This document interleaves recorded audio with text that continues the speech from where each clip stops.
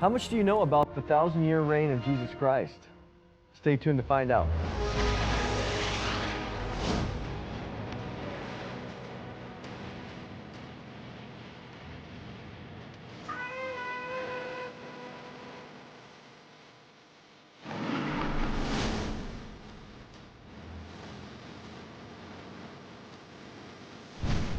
Welcome to the program today. My name is Mondo Gonzalez. I'm here in studio with Bill Salus. Bill, welcome.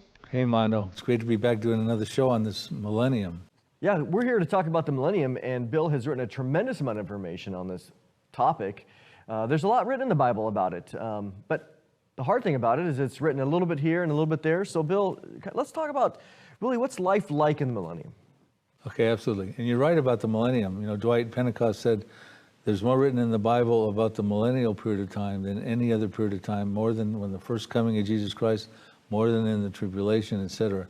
So I've got a book with 344 pages covering 4 parts of that we got to deal with after the second coming. The 75-day interval, which we covered in the last show. Mm-hmm. The millennium, which we're going to get in a little bit to right now, the highlights of it. The aftermath age, and the eternal order, okay? The everlasting at that point. Highlights of life in the millennium. There'll be a global government ruled by Jesus Christ. Only gladness and rejoicing in the millennial Jerusalem, a world filled with the knowledge and glory of the Lord. Many kind-hearted people leading righteous lives. No more war, a pure singular language. Instantaneous answers to prayer. There will be end of blindness and deafness. There will be crippled people that walk and leap, and mute people who talk and sing. Additionally, and these are just a few of the many things that I put forward in the book about the millennium, there'll be no more remembrance of bad events from the past. A place where many places, especially Israel, will be restored to Garden of Eden-like conditions. There'll be life in the Dead Sea in the Israel area, gushing waters in wildernesses and streams in flowing deserts, abundant vegetation, grain and grapes that grow faster than they can be harvested, many vineyards that drip of sweet wine. There'll be robust construction and farming industries, and those are just a few of the things. But let's talk about for a minute, if we can, in Revelation 11, verses 6 through 8. It says, the wolf also shall dwell with the lamb, the leopard shall lie down with the young goat, the calf and the young lion and the fatling together, and a little child shall lead them. The cow and the bear shall graze, their young ones shall lie down together, and the lion shall eat straw like the ox. The nursing child shall play by the cobra's hole, and the weaned child will put his hand in the viper's den. So this is really interesting. Okay, first of all of the creation there'll be no predatory behavior, but the very interesting thing is that a child will lead what we would consider the wild animals, okay? And a nursing child, meaning a baby who's, when she's done nursing, the mother's going to set it down by the cobra's den. Okay, you would never fathom that at this point in time, but that's how creation will be so restored and harmonious. It says the weaned child that's no longer nursing will be by the viper's den. So this is part of the training of a child, it looks like, in this period. The nursing child will be cuddling with the cobra, the weaned child will be visiting with the viper, and then the preschooler, or the small child, after all that, will be leading what we would consider wild animals in the Messianic kingdom. I just think that's fantastic when you think about it. We're not talking about stuffed animals. We're talking about literal animals that are all at peace in the millennial kingdom. You know, when we think about this passage as well as others, I mean, Ezekiel 40 through 48, which you cover as well, in the sense of this temple that God has where there's a plain and the whole world looks at the mountain of the Lord. I mean, we have all these reconstructions of what God is doing in order to be, for Jesus Christ and his throne in Jerusalem, to be the center. That's right. The throne will be in Jerusalem, Jeremiah 3:17. There'll be a millennial temple. The presence of God, his Shekinah glory, will be in the inner court. It's going to be incredible. There'll be an abundance of people populating the earth, living righteous lives. I mean, it's just really incredible. But as we talked about in the last program, the fly in the ointment, the monkey wrench in the millennial machinery is the sin nature will still be there. So people birthed into the generations through the 1,000 years will have to also make a choice, a decision for Jesus Christ. And they'll be requested to come on a pilgrimage on the Feast of Tabernacles to come see Jesus. And he chastised Egypt. He says, if you guys don't come, there'll be a famine of no rain. And it's that's that important that people make the pilgrimages to see Jesus on the Feast of Tabernacles so that they can see who he is. Because someone living in Africa wouldn't necessarily know how wonderful he is from Jerusalem. They make that pilgrimage, bring your children, and make your decision for Christ. Because if you don't, by the age of 100, it says in Isaiah 65:20, the child will live that long, but if they don't make that decision, the accursed sinner would die at the age of 100. So there'll still be death in the millennium. And one of the things that Bill brings up in this book is the tremendous amount of information that we find in the Bible about the way that the millennium is organized in a governmental perspective. I mean, talk just for a moment about that. I mean, in the sense of what you see as, we know according to Matthew 19 that the disciples, the 12 apostles, will sit on 12 thrones. What other organization happens during the millennium? Yeah, it's interesting. You know, we're told in Isaiah that the government will be upon the Messiah's shoulders. There'll be peace worldwide and that sort of thing. So I'm going to tell you a few of the topics, but in the book I put the verses in quote, how we know what we're saying is true. The King of Kings, Jesus Christ, will be the ruler over Israel and the whole world. But underneath him, the prime minister will be a resurrected King David. And there's certain prophecies talk about the Prince King David would rule over Israel proper, so to speak. Israel proper by that time will be expanded into the full promised land between the river of Egypt and the river of Nile, probably the river Euphrates through Iraq and Syria. And then there will be the 12 apostles, will be like the Supreme Court. They will actually be judging over the 12 tribes of Israel. Okay, and you're going to have judges and counselors, other princes involved. And this is in the Jewish branch. Just the Jewish government. Yeah, correct. There'll be a Gentile branch as well. There'll be the church. And the church is comprised of Jews and Gentiles, don't get me wrong. But we will be reigning with Christ. We're told that. The tribulation saints, resurrected, will also be reigning with Christ. So those all are in our glorified bodies. All resurrected, glorified bodies. Those are also Jews and Gentiles as well. We're told in Revelation 7 that they will actually probably be serving the Lord day and night in his temple. There'll be kings and queens. I show that out in the book as well, over various nations. It looks like the UK is going to be there. Iran's going to have a remnant. Jordan's going to have a remnant. Egypt and Assyria is going to have a remnant with a highway that connects them. I mean, it's not just going to be Israel. Yeah, I mean, Egypt and Assyria are called my people in that same passage in Isaiah, right? That's right. So it's going to be incredible, you know, but these are all saved individuals going into the kingdom. You know, there is a lot written in the book, your book, especially in the Bible, and I really don't want to be a downer here, but there's sin in the millennium, and the Bible says that Jesus is ruling with a rod of iron, and there are us in our glorified bodies, sin has been forever removed, but there are those that have come in and survived the tribulation, and they're offered to go into the millennium in their normal human bodies, Matthew chapter 25. They have a sin nature. And so here we come after 1,000 years. I mean, here's Jesus been there, life has gone on, it's beautiful, all the world has been restored. One of the sections you have in the book is called the aftermath. And so tell us a little bit about that. We have the aftermath after the millennial kingdom of an unspecified period of time. Then you have the eternal order, which is a very specified time. It's eternity, right? But so we'll talk about the aftermath because there's powerful things going on at all these times. So Satan's been bound for 1,000 years in the abyss. That starts right at the beginning, just prior to the millennial and the 75-day interval. But he's got to be loosed. And when he gets loosed, he comes out. It says he comes out and he deceives a multitude of people that are spread out throughout the whole world. And they use the word He's released God. for a short time, however long that. He's released for a short time, and and they use the word Gog and Magog there. So he grabs people all throughout the world, though, not just the Gog and Magog in Ezekiel 38. And he deceives them, meaning it's a multitude of people that are tired of being ruled by a rod of iron, that are going to join together with him. And it says they come to do a rebellion, and they come against the saints in the beloved city of Jerusalem. So can you imagine that? 1,000 years of this beautiful kingdom, but the sin nature is so predominant that this happens. And of course, God shoots fire down on them. Now, some people think that's the Ezekiel 38 Gog and Magog invasion. In the book, I point out about 6 reasons why that's too distinctly different and that sort of thing. But then you have the white throne judgment. Yeah. Okay. This is the second resurrection. When we're told in Revelation 20 that there'll be a white throne, heaven and earth will flee away from it. Someone will be sitting on it. It turns out to be Jesus Christ is sitting on the white throne judgment. And the dead are going to be raised from the dead. Death and Hades are going to raise them from the dead. And the books will be opened.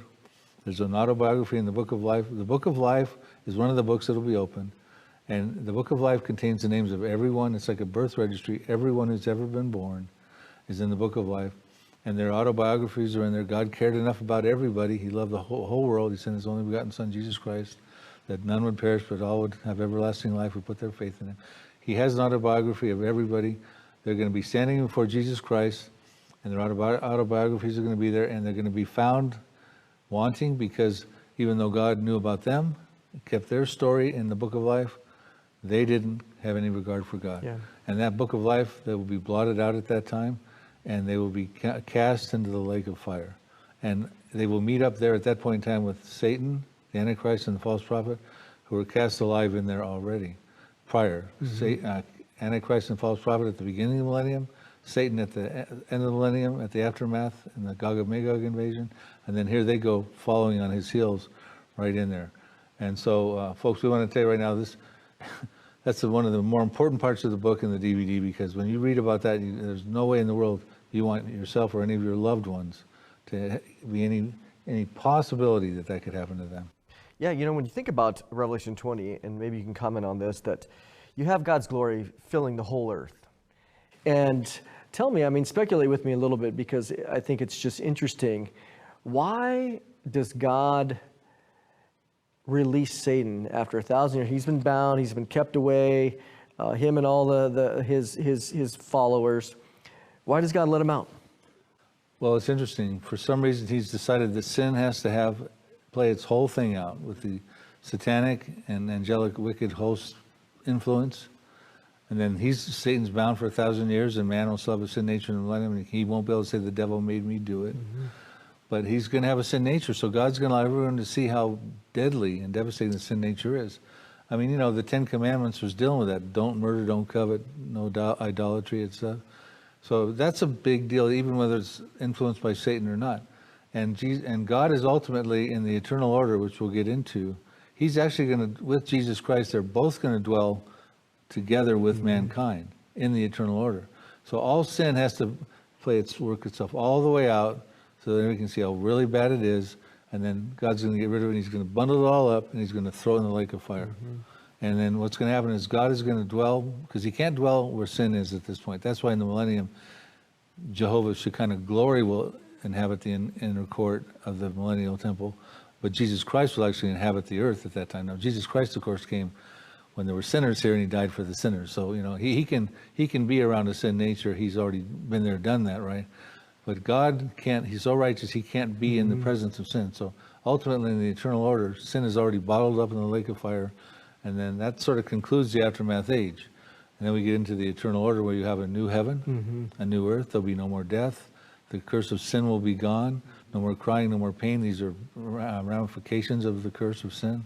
And there'll be a new Jerusalem. It's going to be huge. John sees a new Jerusalem descending down from heaven. A city of gold, about 1,500 miles square. It could be a pyramid, it could be a cube, some people suggest. But Warren Wiersbe says, and I quote him in the book, this will be about the size of 2/3 of the United States. It's going to be huge. It's got a street of gold. It's got a river of life, a tree of life. It's going to be a massive wall made of jasper. Wow. It's going to have the gates are going to be made of pearl with the names of the 12 tribes of Israel. The foundations are going to be with the 12 apostles, made of precious gemstones. I take time to analyze the cost of each one of these gemstones in the modern market, just an ounce of them. We're talking about a city that's 2/3 the size. God spares no expense in his mineral and precious gems for this holy city.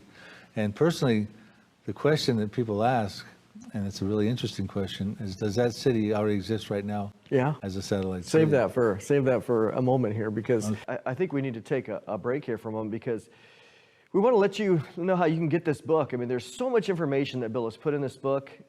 Again, really taking a little bit here, a little bit there from a variety of places. And he's brought it all into one spot. So we're going to take a little break here for you to see how you can get this. As you've heard today, Bill Salus began writing about the biblical roadmap to the future several years ago. His new book, The Millennium Prophecies and the New Jerusalem, takes a look at a subject most Christians know little about, the things that take place on earth after Jesus returns. We're making the Millennium Prophecies available today for your gift of $25 or more to help support the work of Prophecy Watchers. Shipping, as always, is included anywhere in the USA. Just call the toll-free number on your screen 24/7 or visit our online bookstore at prophecywatchers.tv, and we will get this encouraging book on its way to you. We also have put together a special package of all 5 of Bill's books in this End Time series. They include the Now Prophecies, the Next Prophecies, the Last Prophecies, and the Final Prophecies. When you purchase the Bill Salus End Time book collection for your gift of $100 or more, we're going to send you all 5 of Bill's books in the series, including his brand new Millennium Prophecies book. And we're going to add a beautiful coffee table book by Tony Evans, Experiencing Israel, a $30 hardback book that will take you to Israel's most important and memorable places. Each month, the Prophecy Watcher magazine arrives in thousands of mailboxes all around the world. Our newly expanded 48-page magazine features cutting-edge articles written by the top prophecy experts, writing about things you may never hear about in church. Examine the doctrine taught by the Apostle Paul on the rapture of the church. Come to a deeper understanding of the giants of Genesis 6 and the real reason for the flood of Noah. Read the shocking things we see coming out of the world of science and technology, mind-blowing information on transhumanism and artificial intelligence. We also believe the Bible is a supernatural book, and we cover the fringe subjects too: UFOs, the Nephilim, the miracles of the Bible, and so much more. It's a one-of-a-kind publication full of articles that will make you a Bible prophecy expert and prepare you for the future. We have a very special subscription offer for you. We've never done anything quite like this before. For your gift of $50 or more to support the worldwide outreach of Prophecy Watchers, you can subscribe to either the digital or print version of our magazine. And here's the best part. In addition to 12 issues of the magazine, this offer comes with a fantastic bonus: 8 DVDs from some of the leading prophecy experts in the world, including our founder, Gary Stearman. Gary shares his insights on the last trump, a study on the raptured trumpet of 1 Corinthians 15. Prophecy legend Thomas Ice joins Gary in defending the rapture. Gary explores the controversial 6th chapter of Genesis and the giants of the Bible in 2 DVDs. It's all about the seed and footprints of the Nephilim.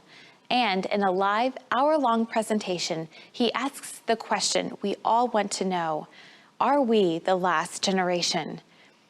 8 DVDs plus 12 issues of the magazine represents a $225 value, all for your gift of just $50 or more to support Prophecy Watchers.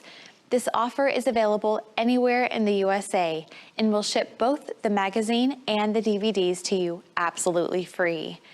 Don't wait or hesitate. Call the toll-free number on the screen or visit our online bookstore at prophecywatchers.tv to take advantage of this limited time offer. Well, I really hope you get this book because Bill has put so much into it. And Bill, as we think about this, let's kind of transition. You know, you brought up the eternal city. Sin's done, the great white throne judgment is done, sin is removed, and now the Bible transitions in chapter 21 into the eternal order. So, you know, how do you address that? Like the millennium has highlights of life, the eternal order has also highlights of life. I'll rifle off a few of them for you. Well, there'll be a new heaven and a new earth. You know, the millennium had a restored heaven and a restored earth. But we're told that the white throne judgment, that earth flees away along with the heavens. So God is actually going to create a brand new heaven and a brand new earth, and John sees this. There'll be a new holy city called the New Jerusalem. We just talked about how huge it's a city of gold, street. Give us the numbers again on Main that. Street. It's going to be about 1,500 miles squared. Its width, its length, and its height are all the same. Could be a cube, could be a pyramid. It'll cover about 2/3 of the United States. You can come from Seattle on down to San Diego, all the way over through Dallas, maybe San Antonio, on up through Montana up there. It's huge. I mean, 2/3 of the United States, that's how huge it's going to be. And it's adorned like a bride. It talks about it comes down from heaven, not built up from ground up. It's built from heaven and descends downward. God the Father will dwell amongst his people because there'll be no more sin obstructing his presence here. There'll be no more curse, death, sorrow, crying, or pain. All things will be made new, Mondo. God's people will be treated as sons and become heirs to all things. There'll be no fifth Jewish temple. There'll be 4 prior Jewish temples. The Solomonic temple, which was destroyed around 587 BC, the Herodian temple, that was destroyed by the Babylonians. The Herodian temple was destroyed by the Romans in 70 AD. The Tribulation temple will be destroyed when Christ goes in and takes out the abomination and desolation on the 1290 day we talked about in the last program in Daniel chapter 12. The millennial Jerusalem will actually also go away because when the earth flees and the heaven flees at the white throne judgment, there'll be no millennial temple to be able to stand there. So there'll be no fifth Jewish temple, for God and the Lamb are its temple, we're told. There'll be a crystal clear, pure river of life and a tree of life. But the real exciting thing is John sees, he says, I see this holy city, New Jerusalem, coming down out of heaven from God, prepared as a bride, adorned for her husband. And the city is laid out square. We talked about the dimensions of that. And it encompasses pretty much the 2/3 of the United States. What a construction project that must be. But does that city exist already? There are some people, and I put quotes in the book, who suggest that that city is a satellite city that may exist already. Okay? And when Jesus says in John 14, he says, as a matter of fact, let me just read this as we start to wind down on this, because this is really important. He says, this is John 14, 1-4.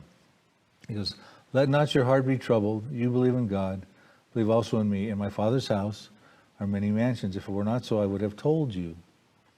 I go to prepare a place for you. And if I go to prepare a place for you, I will come again and receive you to myself. And where I am, there you may be also. And where I go, you know, and the way you know. Now, what's interesting to me is he uses the word your or you 9 times in those 4 verses, making it a very personal message. If you believe in Jesus Christ, let your heart not be troubled, because these promises are for you. He's going to prepare a place for you in his Father's house, and there are many mansions there. We find out that the Father lives, he lives in heaven where the New Jerusalem's coming out of, and he will be dwelling in the presence of man in the New Jerusalem, in the eternal order. Are these mansions being prepared in the New Jerusalem? And I believe that could be the case. Where do we go when we're caught up and raptured as a church saint? We go to these places that are being prepared. We might be getting this. John says, I saw this city. Okay, he didn't see the blueprints of this city. There's a quote, let me find, Abraham said, many people believe this city Abraham saw too. He says in Hebrews 11, by faith Abraham dwelt in the land of promise as in a foreign country, dwelling in tents with Isaac and Jacob and heirs with him of the same promise, for he waited for the city which has foundations, whose builder and maker is God. Which means 4,000 years ago, Abraham was waiting for a city that had foundations. I'm presuming we could take that literally. In other words, this city may have been existing even back to the time of Abraham. God does live somewhere, right? That's right. So my comment is this, believers, is that, and if you're not a believer, please become one, is that when the rapture comes, we're here today, but in the twinkling of an eye, we could be gone tomorrow into the New Jerusalem, the city of gold, with the streets of gold. I mean, it's an incredible thought. And if it's a satellite city that exists right now, I would bet that's where we're going. So then what we do see in chapter 21 is the new heavens and new earth. So there's actually a new globe, a new earth, and the city comes down out of heaven, right? Because the city's there, that's what it says. Comes down, and does it, a lot of scholars will discuss it, but it comes down and sits down on the surface. And that's our new home. I mean, this idea that we're going to live out in the by and by in heaven somewhere. I mean, our home is earth, as well as a city, the heavenly city coming down, the New Jerusalem. So, I mean, do you think it's sitting on the surface? Well, it says he's making a new heaven and a new earth, so I believe it's going to be sitting on the earth. It may not be sitting in the United States, I use Yeah, the example, exactly. it's 2/3 the size of the United States for an example. It may very well, we On don't land know. somewhere. We don't know where. It could be in the Middle East, we don't know. Yep. But that will be going on in the eternal order. But it's interesting in Revelation, we were talking about this before the show, then the lake of fire, it reminds us in the final chapter, it reminds us that during the lake of fire, there's going to be all the sinners and that sort of thing. So amidst all of this stuff, he's telling us all this good stuff, no more sin, no more death, no more curse, no more tears, no more pain. But he reminds us, in the lake of fire, all that has been contained to be a reminder to us of how this all got to where we're going to be in the eternal order. Do you want to read that? Yeah, let me read that verse, because Jesus is making a comment here in Revelation 22, and he's talking about the glories of the new eternal order, which is, again, wonderful. He says in verse 12, Revelation 22:12, "And behold, I am coming quickly, and my reward is with me to give everyone according to his work. I am the Alpha and the Omega, the beginning and the end, the first and the last. Blessed are those who do his commandments, that they may have the right to the tree of life, and they may enter through the gates into the city." Verse 15.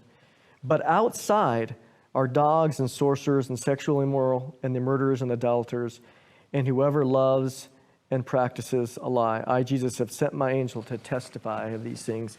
So it's interesting, here even at the end, we have this mention of sin and those things that exist even after all the glory and all the New Jerusalem has come down. And so let's talk about that. That's right. And they won't be in the New Jerusalem. They won't be in the eternal order. They're outside. The presence of God will be outside. They've been bottled up and confined with Satan, the false prophet, the Antichrist, death and Hades, cast up out all the unbelievers at the white throne judgment, and they've got their domain, the lake of fire. And so, we're going to encourage you in our last minute here. Yeah. Knowing this is a clear choice. It's black and white. Where this all ends, from here to eternity, is you can be in the eternal order in the New Jerusalem. You can be a believer in Jesus Christ. You can dwell in the presence of both Jesus Christ and God himself, God the Father. Or you can be on the outside, cast out into outer darkness, everlasting fire in the lake of fire. And that is a very critical choice people need to make. Well, I appreciate, Bill, you coming out today. And if you've been watching this, we've been talking on a couple programs here about Bill's book. And Bill has done a very thorough job from the entire scope. I mean, in all of his prophecy books he's come. But this final book, The Millennium, he's gone from the transition, from Jesus' return, all describing the way that the millennium is going to be. And we want you to be there. I mean, above all else, as you're watching this, we encourage you to make sure that you have Jesus in your life, that you have committed your life to him, that you have trusted him for salvation. I mean, there's a lot of things that are going on in this world, and we're watching it. We're watching things change. And on that note, we want to remind you that we have a tremendous amount of information and teachings, not just on television. So if you go to our website, prophecywatchers.com, or also you can go there and you can find information at how to download our app. I mean, we're on the internet. There's just a variety of other ways to find us and to be educated and to be encouraged, really in this time of trouble. But we appreciate Bill being here today, writing about this great topic. So thank you for watching, and we will see you next time. Thanks for joining us on Prophecy Watchers. You can find us on the web at prophecywatchers.com, where you can sign up for our free email newsletter.